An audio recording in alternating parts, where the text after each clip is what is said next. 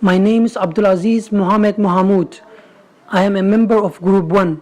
The topic is about Mohammed Siad Barre. The biography of Mohammed Siad Barre. Mohammed Siad Barre was born in October 6, 1919, near Shilavo, a town of predominantly Somali populated Ogaden region of Ethiopian Empire.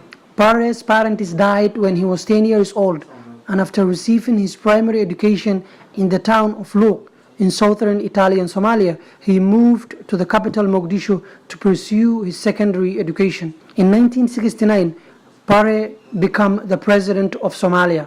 At that time, there were a lot of problems since the government that was led by Abdurrashid Ali Sharmarke didn't do anything good for our country.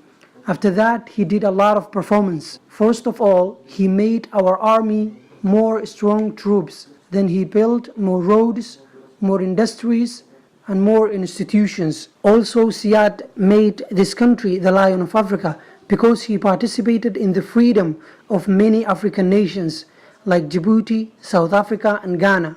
On the other hand, he defended Ogaden region from Ethiopian colonists, those who wanted to take this region. Barre made an organization who cared for the children, those don't have any parents, and he named them Ubihi Kaanka.